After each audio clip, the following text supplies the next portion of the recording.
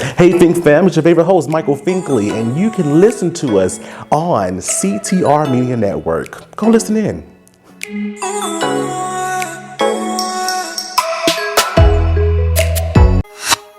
And you will see. Hey, what's good? It's Bashawn Mitchell, gospel recording artist, and you're watching The Michael Finkley Show. Keep it locked. You will see the goodness of the Lord. All new shows September 25th.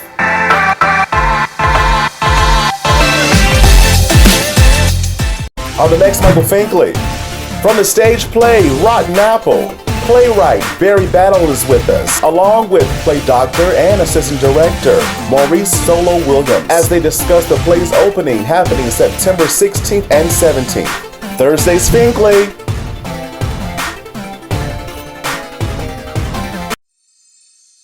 There's a new familiar face this time. Sitting on to the new daytime. See it everywhere you go. Doing the greatest show. It's no other than the Michael Finkley Show. There is no other. He's like no other. I'm so glad that someone resonates with me. Come celebrate with me. Let's do it tonight. Everybody, welcome back to the Michael Finkley Show. Y'all, I am truly excited to be chatting with these gentlemen right here because they have some amazing things in the works, and the work speaks for themselves. So we're going to just have them say what they're all about in their words. But introducing the playwright of the stage play, Rotten Apple, Barry Battle, and assistant director, Maurice Williams. Thank y'all for being with us. Thank you. I appreciate it. Yeah. I definitely appreciate being here for sure. You're very welcome. Very welcome. When I saw your works on these IG streets, I'm like, yeah, let's have a conversation, right? Let's have a conversation. Because I love when I see people that look like me, right? They are doing it up in this industry that is so white dominant, right? But you're showing your works in your words. So I must start with Barry. When it came down to actually writing a play, right? What did that look like for you in the beginning stages? So in the beginning stages, it's so Rotten Apple is based on a true story. It's not based on a true story, but some things happen that inspired this actual story. So my cousin moved with us. This is the first time I'm even announcing this. So it's on your show for sure. So my cousin moved with us, and some things that I questioned. He just got out of the military, and I said, this makes for a good play. So we started writing the play, and it's been an 11-year journey. We're finally here. We premiered it back in February. This is our second showing of it. And then we're going to North Carolina the week after we perform it. I think we're going to North Carolina on the 23rd. Yep, to perform it. And then we're going to just take it on tour. So this is an 11-year process for this actual script, Rotten Apple. Wow. And within your part, Maurice, as assistant director, where do you come in and support? Where do you come in giving your expertise during this process? I'm basically doing everything that needs to happen to make this play perfect. So Barry and I, we talk all the time, and we go over every detail of the play, not just the play, but theater, Broadway, and we are setting our standards. And so when we go in before rehearsal, talking to the actors, talking to the director, and just creating a standard, a culture of excellence in the process. So when we get out there, we don't have any issues. And the heart of the play is what shows. And we're not stumbling over lines, or because the audience doesn't know when things go wrong or when someone misses something. They're just enjoying the play. Right. But when I watched it with Barry, because I watched both shows with Barry. I watched one without Barry. I watched the second show with Barry. And there were parts he liked, but I could see him just sort of like, if only you hit that right, or that's not quite what I wanted, or something like that. But it was still good. But there's a certain vision the playwright has. And so when we talk about all the details of it. My job is to bring out the heart of the play, so we can get to the center of the play, and whatever whatever I have to do to get there is what I had to do. We can get into details about it a little bit later, though. You said it took 11 years. Yes, to sir. get to this point, to get to where you feel perfection, right? Why did it take so long, Barry? Mm-hmm. Because you can't rush greatness. You can't rush greatness. And when you actually see this play, you'll understand. Like, this is Broadway ready right now. Oh. It is, and what I didn't realize, the process of theater is you workshop, you find a fellowship, you do readings, stage readings and stuff. I didn't go that route. I'm going the non-traditional route, kind of like the Tyler Perry route. But what I was doing was holding readings in my living room with different actors and stuff like that. And we would talk back at the end of the actual reading. And I was working it right there. So it took 11 years, 11 different readings for it to get to this actual level. And it's never perfect, because there's still some things that I want to switch, and it's an ongoing process, but greatness definitely takes time. Gotcha. Of course it does. Of course. Sir, you should know, how long did it take for you to do this show? And I'm still learning. That's what I'm saying. Still learning. So definitely understand where you're coming from with that. Maurice, in this process of being a part, what have you learned about yourself? About myself, I learned that I really, really love theater. I love directing. I love working with people. I love bringing the best out of people. I've been doing some other things that didn't have the type of stakes or consequences that something like this has. We're trying to get to, we're not trying to get to, we're going to Broadway. We're going to get it there. Working with somebody like Barry, who has the same type of ambition and standards for himself, makes it easier to work with. But what I learned about myself is that I really just love the challenge and having those high goals, hitting those high goals, because we're hitting them now in rehearsal. We're hitting them together, talking about the what to add to the play, and those types of things. Gotcha. And in that, you mentioned in working with Barry, but then this process, we see now the glitz and glamour of it, right? We see that it's now being seen by thousands upon millions, right, of people in that right. What are some of those struggles to get there? To say, I almost gave up, but I didn't, because I didn't want to. I had a mission in mind. What did that struggle look like for you? So we were going to do this play in 2019. Then I had my first baby, my first child, Noah. And in that moment, I was just like, man, I need to focus on family. I need to focus on family. And, it was rough, because we never had a baby before. And then right after we had that child, we had another child. So, that was tough, having two under two, but then I realized what my wife actually said to me. She said, you can't give up on your dreams, because at the end of the day, God put something inside of you that no man can take from you. And by her saying that to me, it switched something. I wasn't going to give up, but I took a step back. You know what I'm saying? And by her saying that, even through the pandemic, I pushed to make sure my last show actually went up. So, there's struggles that happens, but you have to remember that at the end of the day, if it's just sitting on your computer, it doesn't matter. You have to relinquish it to the world so everyone can receive the message. And that's Rotten Apple. I love it. I'm in the audience in a few weeks, Maurice, and I'm watching this play, and I leave. What type of mental state should I be in? What should I be leaving with?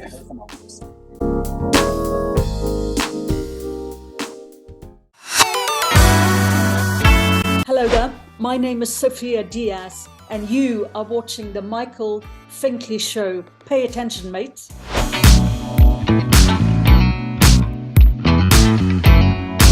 Hey, did you get your merch yet? your Michael Finkley merch. Visit our website, michaelfinkleyshow.com, and click Finkley Store. You won't be disappointed, I'm telling you. That's good.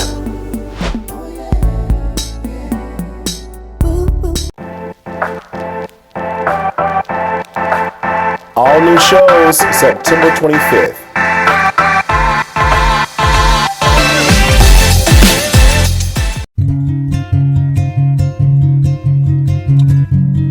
Welcome to Father to Father. The mission of Father to Father Charleston, South Carolina is to help fathers in the Low Country area of South Carolina to be a positive and consistent presence in their children's lives. Father to Father provides community-based programs and support groups for fathers free of charge. They also help fathers connect to other resources they need so they can meet their responsibilities and secure their parental rights. Father to Father offers job coaching and employment connections that benefit fathers. Father to Father is a resource for local organizations that want to provide family support and father-friendly services. If this program is a fit for you, visit our location in North Charleston, South Carolina, and meet our friendly staff here to help and assist. Or visit our website at fathertofatherinc.org. Don't go away, we'll be right back. Hello everybody, it's Finkley from the Finkley Experience. We're an educational consulting firm that specializes in first generation education. So we assist students with their college and career endeavors. We train school administrators on the state of first generation students. And also we partner with colleges and universities to assist their first generation population for easy transition from high school to college. So if you're looking for a presenter or speaker that presents on these topics and so much more, visit our website at thefinkleyexperience.com and learn about all that we do. We're looking forward to working with you.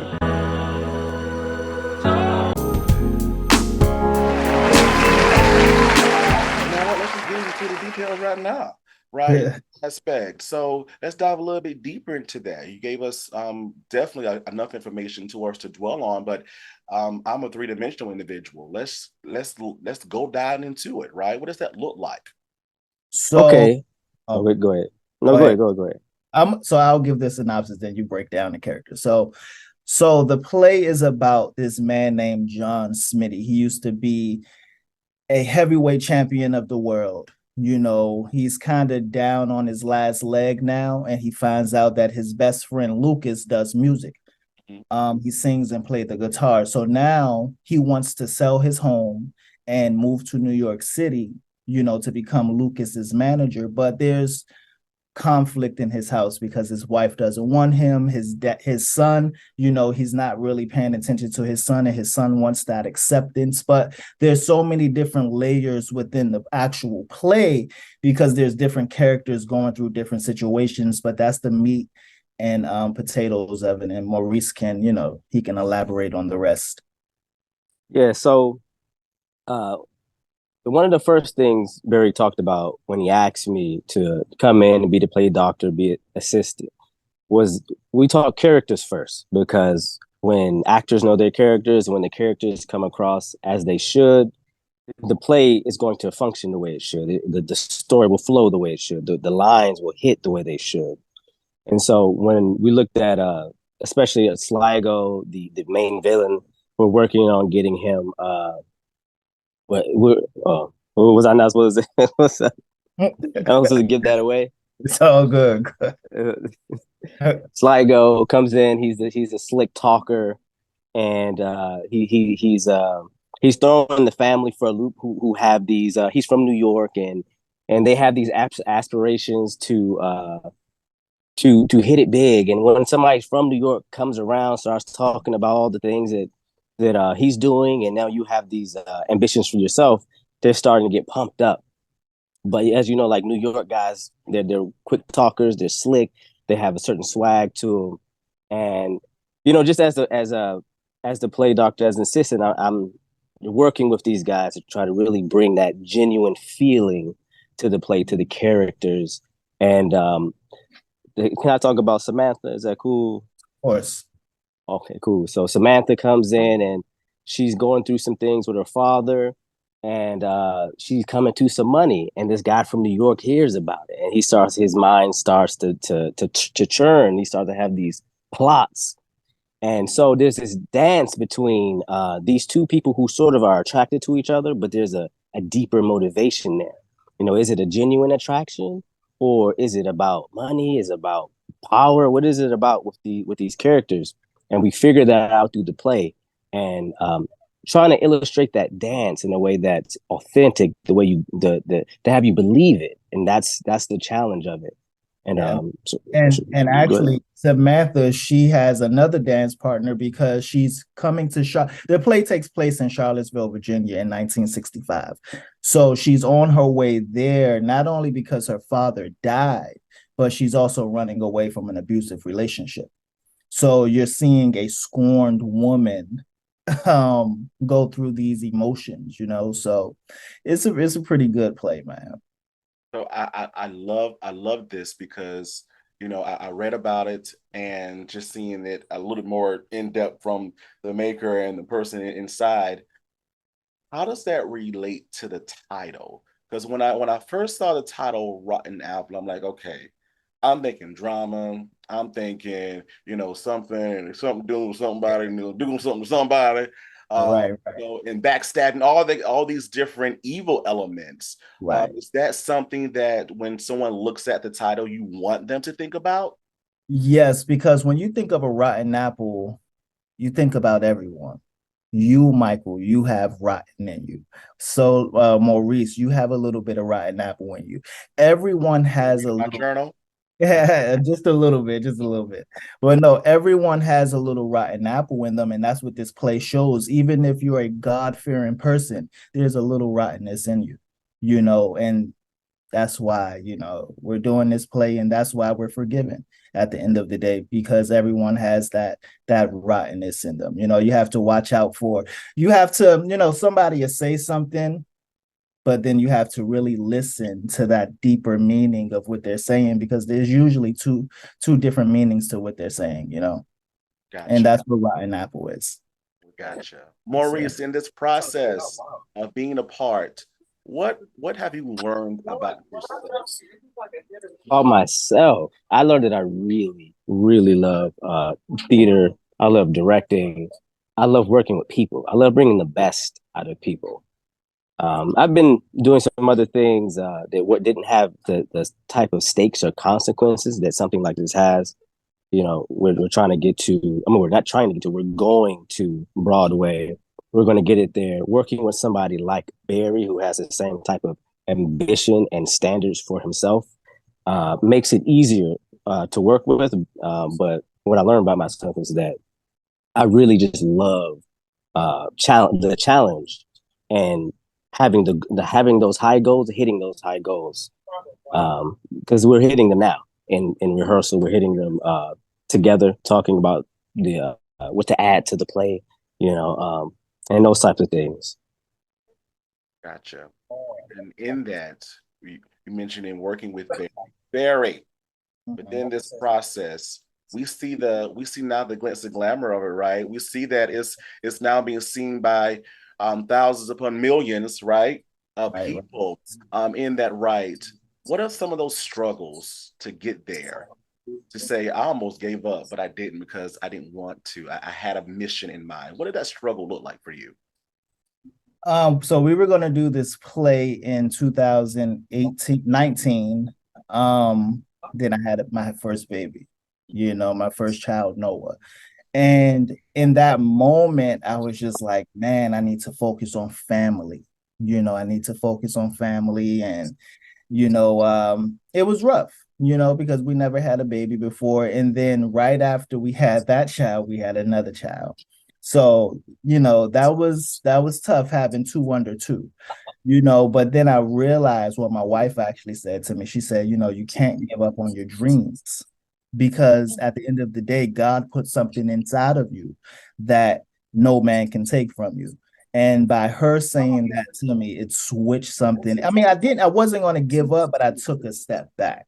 You know what I'm saying? And by her saying that, even through the pandemic, I pushed to make sure my last show actually went up. So, there's struggles that happens, but you have to remember that at the end of the day, if it's just sitting on your computer, it doesn't matter. You have to relinquish it to the world so everyone can receive the message. And that's Rotten Apple. I love it. But you have some other amazing individuals as well, Barry, in this play as Yes, well.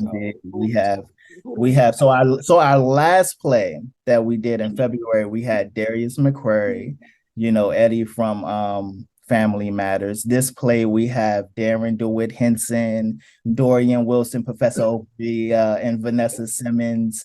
We have Michael J. Patterson, who you know very well, and a lot of other great theater actors that we truly love. And the talent that we have attached to this actual play is unbelievable.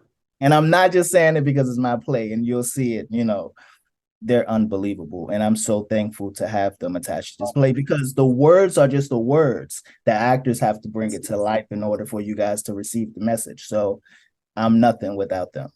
I love it. I love it. Yeah, there were actually some times in rehearsal where when the actors really hit on the heart of a scene and you have to just take a second and just sit back and be like, appreciate it. We actually ended a rehearsal that way, where one of our actors really hit on a scene that he been working on. And man, we were like, we have to end it on that, because everyone was starting to get emotional. Yeah. And we were just like, man, we can't, it feels wrong to go past that. Yeah. I love that, because I think you took the words right out of my mouth, because I was going to ask a question similar to that to you, Maurice. You know when it's real, right? When you all can connect in that way. So when I'm in the audience in a few weeks, Maurice, and I'm watching this play and I leave, what type of mental state should I be in? What should I be leaving with? That's a really good question, because I talk to Barry about this a lot, because depending on who you are and what your life experiences are, will be what you take most. But we're going to hit on so many emotions, and without telling you exactly what happens, you will be different. The point is, when you leave, you're going to have a second thought about your life and what you're going through and who's in your life and how you're treating people, and you're just self-reflect. Some people are going to cry hard. Everyone should cry to some degree at some point in the play, or multiple points. But everyone should leave feeling something, and that's the whole point. Is we want you to get there. Some people will be sadder. Some people might feel like they can do more in their life, depending on where you are in your life. This play hits on so many emotions, and we have so many different types of characters that are at different points in their life. You might identify with one character or another, and it should change you in some way when you leave. It's really our goal. I love it. Don't leave like you came. I love it. Love it. Barry, it's happening in a few weeks, September 16th and 17th. Tell us more. Where, when, how? Tell us more. So it's at the Bowie Center for Performing Arts. You can get your tickets at www.blnkent.com and click events. Everything is right there for you to know. And then also browse the website, because you'll learn more about our production company and everything.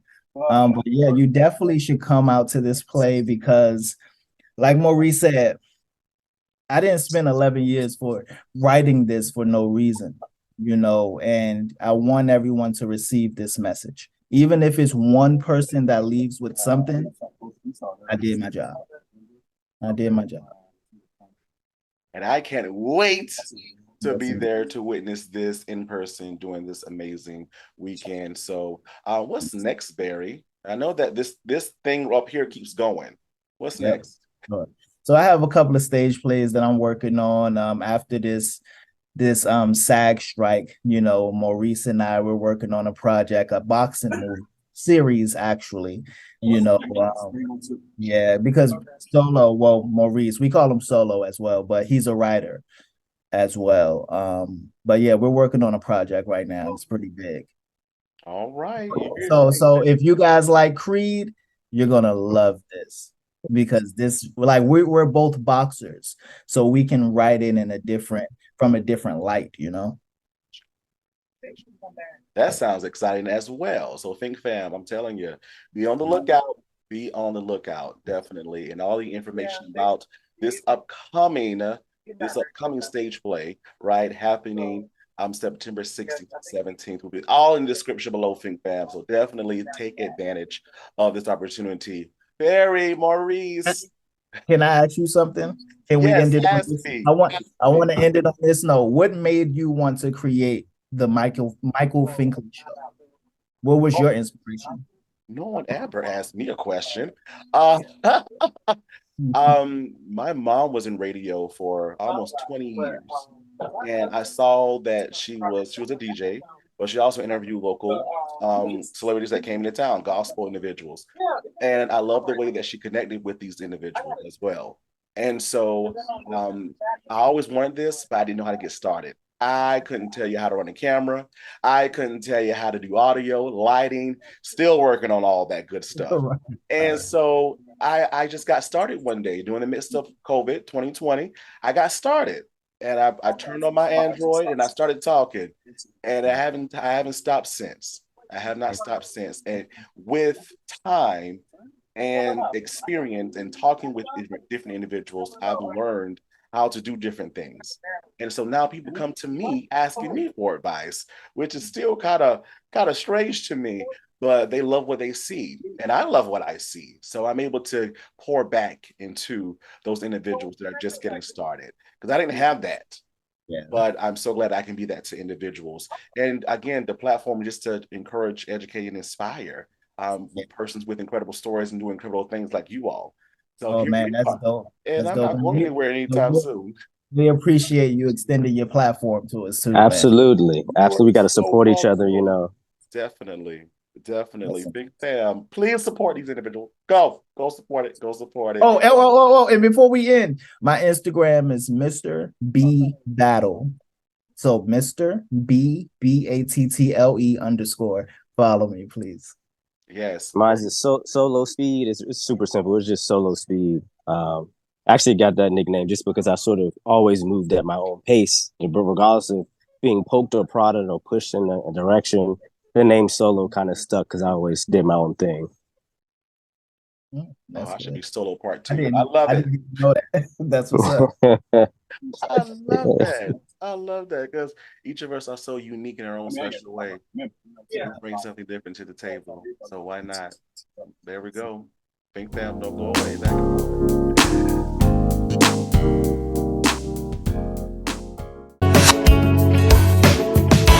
Hi, I'm Patrick Fawcett. You might know me as Tony Watson from Tyler Perry's The Haves and the Have-Nots. And you are watching The Michael Finkley Show.